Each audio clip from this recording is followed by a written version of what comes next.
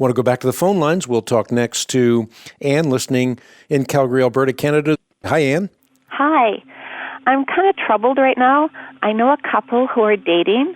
They're both Christians, but I see some issues.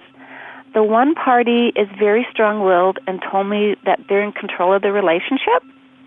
This person doesn't celebrate Christmas or Easter because it's all paganism. The other party does celebrate Christmas and Easter, but is looking at everything right now through rose-colored glasses.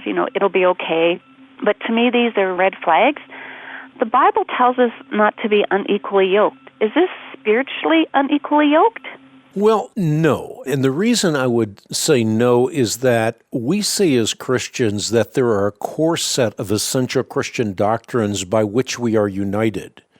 These are the essentials of the historic Christian faith. They're the main and the plain things, if you will. But there are secondary issues, and those are issues that we can debate vigorously. Iron sharpening iron. And I think the kinds of things that you've mentioned may fall into the category of secondary issues as opposed to essential issues. Now, that does not mean that those issues are not important, but they're not deal breakers in terms of this notion of being unequally yoked.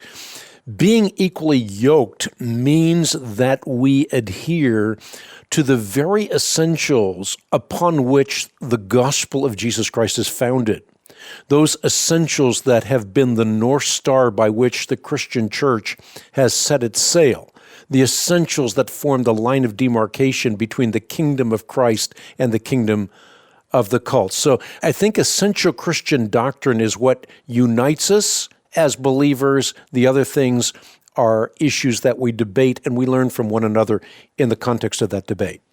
Okay, because the one party says that they're in control of the relationship, what they say goes, so the other person's just following along, and they don't talk about godly values or anything like that. The one person is just following along because they're in la-la land, and they just figure, oh, well, this person, I finally found someone that likes me, and so I just got to go with everything. And so I see the person that's following along as being drifting away from their family. Well, and I think that's an altogether different issue. We're called in the relationship that we have with one another to nurture and cherish, to love, not to dictate. And this mutual submission idea that Paul talks about in Ephesians chapter 5 is to give up one's rights for one another. That's the essence of true love.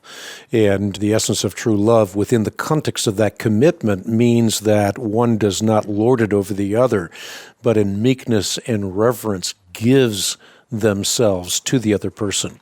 Okay. Yeah, because I've talked to the other person, the one that says they're in control, and that person says, I'm the boss of this relationship. And I'm like, this is not right. And I said, the Bible says we submit to one another and that the man will have to be, should be the head of the home, etc. And no, I'm in control. What I say goes.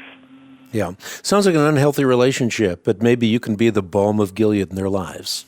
Okay. Thank you. You got it.